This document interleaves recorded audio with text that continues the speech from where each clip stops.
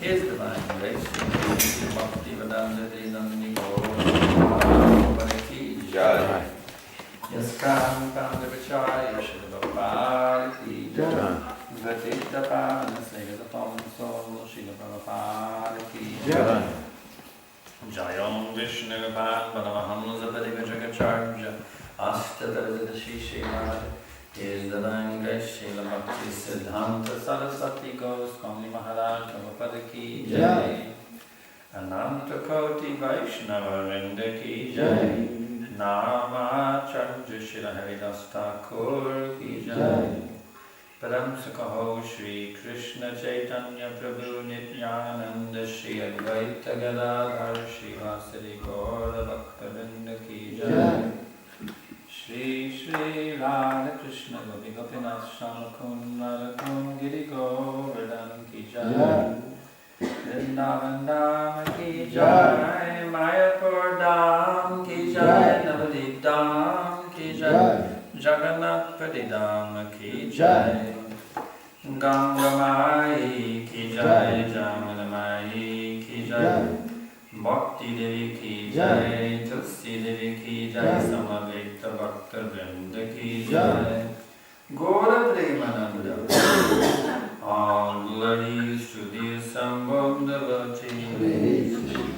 All glories to the assembled devotees. All glories to the assembled devotees. All glories to Shri Shri Guru and Gauranga. All glories to His Divine Grace, Srila Prabhupada. Namo Vishnu Padaya, Krishna Pristaya Bhutale, Srimate Bhakti Vedanta Swami Namo. Namaste Saraswati Devi Gauranga Pacharine, Nivishek Shri Srimavadi Paschatya Deshatari.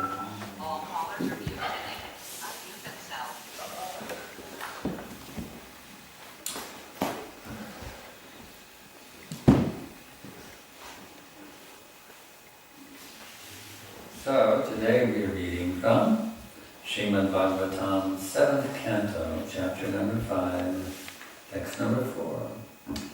Om Namo Bhagavate Vasudevaya. Om Namo Bhagavate Vasudevaya. Om Namo Bhagavate Vasudevaya. Om Namo Bhagavate Vasudevaya. Bhagavate Vasudevaya. Om Namo Bhagavate Vasudevaya. Ekada Asurarat Putram Amkam Aropya Andava Prapascha Katyatam Vatsa Manyate Sadhu Yat Bhavan Ekadasurarat Putram Ankamaropya Pandava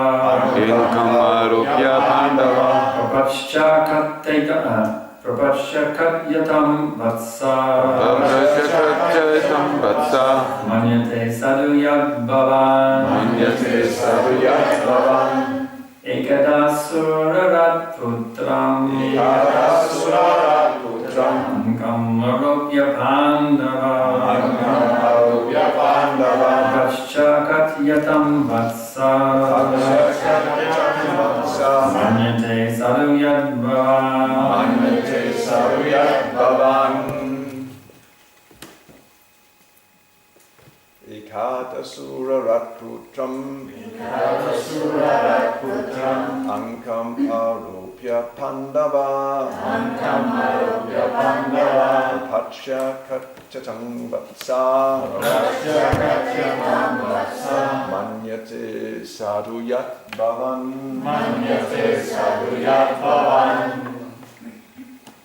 Ekadasurarat Putram Ankamaropya Pandava Prapascha Katyatam Vatsa Manyate Sadhu Yat Bhavan. Ekadasurarat putram Ankamarokya Pandava Vaprachakatyatam Vatsa Manyate Sadhuyak Bhavan Ekadasurarat putram Ankamarokya Pandava Aprachakatyatam Vatsa Manyate Sadhuyak Bhavan.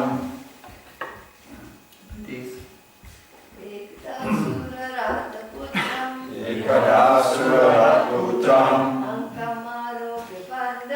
Ankamarokya Pandava Prapachakatyatam Vatsa Manyate Sadhuyak Bhavan. Ekadasurarat putram Ankamarokya Pandava Prapachakatyatam Vatsa Manyate Sadhuyak Bhavan. Ekadasurarat putram Ankamarokya Pandava Prapachakatyatam Vatsa Manyate Sadhuyak Bhavan.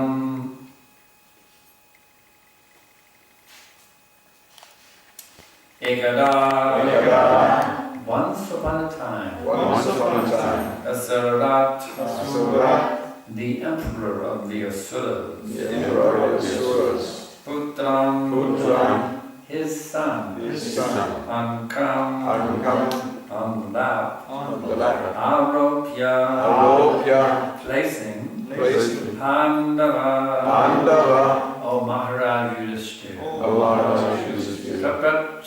Prapacha, inquired, Katyatam, let it be told, Vatsa, my dear son, Manyate, considers, Sadhu, the best, Yat, that which, Bhavan, your good self. Translation and purport by His Divine Grace, Srila Prabhupada. My dear King Yudhishthira, once upon a time, the king of the demons, Hiranyakashipu, took his son Prahlad on his lap and very affectionately inquired, my dear son, please let me know what you think is the best of all the subjects you have studied from your teachers. Hiranyakashipu did not ask his young son anything that would be very difficult for him to answer. Instead, he gave the boy a chance to speak plainly about whatever he thought might be the best. Prahlad Maharaj, of course, being a perfect devotee, knew everything and could say what the best part of life is. In the Vedas it is said, Yasman vigate sarvamevam vigatam bhavati. If one properly understands God, he can understand any subject matter very nicely. Sometimes we have to challenge big scientists and philosophers. By the grace of Krishna, we emerge successful. It is impossible, practically speaking, for ordinary men to challenge scientists or philosophers concerning genuine knowledge. But a devotee can challenge them because the best of everything is known to a devotee by the grace of Krishna. It's confirmed in Bhagavad Gita 10:11. Tesham nivandukam partam aham agyanadam tamaha nashayami atma bhavasto gyanadipena vasdata. Krishna, who is situated in the core of everyone's heart as a supersoul, dissipates all the ignorance from the heart of a devotee. As a special favor, he He enlightens the devotee with all knowledge by putting before him the torch of light. Prahlad Maharaj, therefore, knew the best of knowledge. When his father inquired from him, Prahlad gave him that knowledge. Prahlad Maharaj was able to solve the most difficult parts of problems because of his advanced Krishna consciousness. Therefore he replied as follows, which will be tomorrow morning. Everyone has to come tomorrow night to see what Prahlad is going to say. We're not going to give you a sneak preview. You have to show up tomorrow. Prabhupada addresses this whole point here. He emphasizes the point, very wonderful point. When you know Krishna, you know everything. You don't need a PhD. All you have to do is know Krishna, and you become the most learned PhD in the whole universe. Prabhupada one time said, I act like a king because nobody can defeat me. Actually, Bhagavad Gita, what is it? Raja Vidya is the king of knowledge. Just like yesterday I spoke with a reporter from a Christian magazine. We had an interview. And he was bringing so many points of Christianity, and I could easily defeat everything. Easily. Because this knowledge is perfect. We can talk with a scientist, we can talk with a theologian, we can talk with a politician, any type of subject matter, you see, everything is actually related with Krishna. There's nothing disassociated from Krishna. Just like this big so-called scientist, Dr. Stephen Hawking. He says, I have a copy of it in my computer, a video where he's saying everything comes out of absolutely nothing. He directly said that everything comes out of absolutely nothing. And then they think, oh, Dr. Stephen Hawking, he's so realized, he's so advanced, he knows now everything comes out of nothing. Big applause, Thank you, Dr. Stephen Hawking, for enlightening us. Everything comes out of nothing. I made a little scientific experiment one time in Kuala Lumpur when I was traveling through there preaching. I took an empty pot, I turned on the stove, I put the pot on the stove and I shook it, pop, pop, pop, and no popcorn came out. And so by that scientific experiment I can understand you can't get something out of nothing. So Dr. Stephen Hawking is actually not a scientist. He is a dogmatist. Simply dogmatist.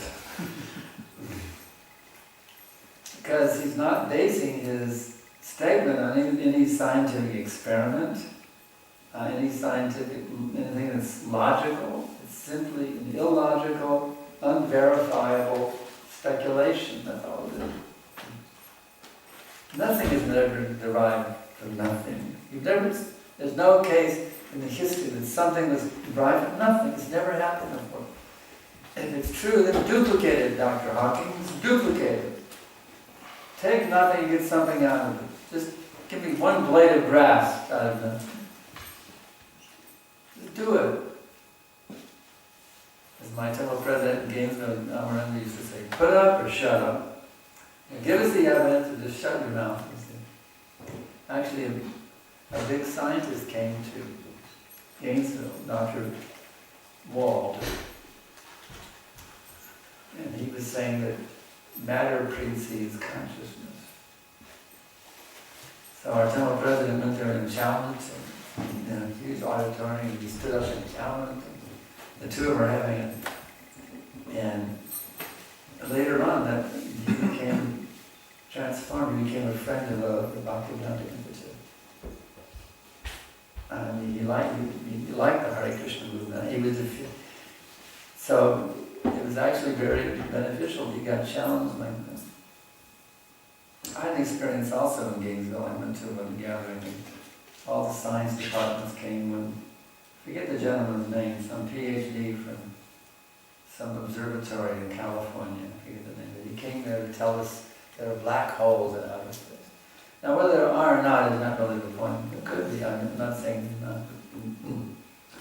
But I was just dealing with what is his system of knowing. I wanted to inquire, how is it that you know things? I wanted to come to study that issue, and I had a couple of questions with him. He said, he's saying that there are black holes in outer space, so I raised my hand, they recognized me, there's like 3,000 people there.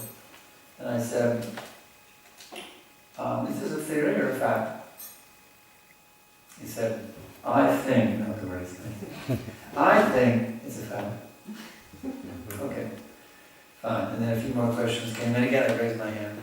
I said, throughout the history of modern science, we've seen that one theory comes into popularity for some time until it's finally replaced by another theory. So how do we know that your theory, now this is called a loaded question, you see. You just said it's not a theory, it's a fact. This is called a loaded question. How do we know that your theory will not be replaced by another theory? And then he said, well, I hope it is. Because then we will be making progress. He just admitted he just contradicted himself, actually. It's a fact. Oh, actually it's a theory that's going to be defeated when science advances a little further. So they call this science. Whatever you can, whoever's the best razzle-dazzler, who can best razzle-dazzle everybody's mind with his theory, they know, oh yes, he's the leading scientist of the day. The best razzle-dazzler is the leading scientist of the day, you see. Until a better razzle-dazzler comes along and razzle-dazzles everybody better than he did. Then he's the leading scientist. Until another one comes along and they call this science. The Bhagavatam calls this nescience. We were talking about peace last night. This sort of approach to knowledge doesn't bring peace in the world. We've seen such advancements in the modern technology, and parallel to that we've seen a complete disintegration and degradation of the higher values in life of the people. This materialistic science has given us, so many gadgets, and we can use them. I'm not against them. I'm flying on jet airplanes. I'm using an iPhone, MacBook Pro computer for broadcasting this. So we have people all over the world in this class today. We have people from Australia, people from Lithuania. We have people from. See where else are coming in from today? From Malaysia. So we're using this. There's no harm to use this advancement. I'm not against it. But don't think because you can invent the internet that you can disprove the existence of God. Just because you can give us the internet, an iPhone, and 747 doesn't mean you can tell us there's no God.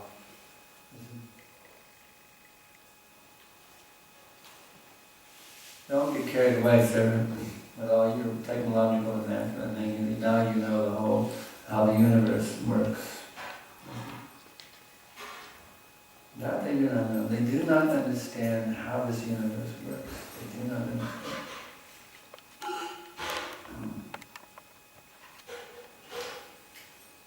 So, we can combine these things. We can take the advancement of Western civilization. There's no harm with it. We're not saying it's bad. But don't use it to challenge the existence of God. That's all. Nothing wrong with the Western advancement. Prabhupada compares that to the lame man and the blind man. One man, he is blind. But he has stout and strong legs. The other man, he's crippled man. He cannot walk, but he has very good vision. So the two of them make a very good team. The man who has good vision, but he cannot walk, he rides on the shoulder of the blind man who has very good legs. So this way, by combining the Vedic wisdom of the East with the technological advancement of the West, we can have a new global civilization unparalleled in this Kali Yuga. A new a new standard of global civilization can come out, and glorious, wonderful global civilization can come. You take this technological advancement and combine it with the spiritual advancement of Vedic culture. You have a very wonderful civilization. So we don't negate these things. Simply, everything should be used in the service of Krishna. Yat karoshi, yat dashnasi, yat javosi dadasi, yat tapasyashi kaunteya, tat kadrishva madarpanam. Krishna says, whatever you do, whatever you eat, whatever you offer or give away, as well as whatever austerities you may perform, do that, O son of Kunti, as an offering unto me. And they say, what is this? The empirical science is this nonsense. Some person named Krishna, you're supposed to offer everything to him. That doesn't make any sense. You see? That's what they think. It is some religious poppycock, you know. Some stupid sentimentalism. But let's lay aside all our preconceived ideas and just look at it intelligently and logically. Just consider your body as an example. There is a energy center of the body, which is in terms of physical energy we're speaking of. That's the belly. By feeding the belly, all the bodily parts get nourished. Similarly, in a tree, by watering the roots, you water the whole tree. So there's a universal root as well, the same principle. It runs along parallel lines. As you have the root of the tree, as the belly of the body, you also have a center of the universe. And if our energy can go there, then everything becomes energized. Now it's crazy the way we're living. Don't put Chelsea leaves in water and I get stuck in my throat. And it always happens every time. And I get tired of it.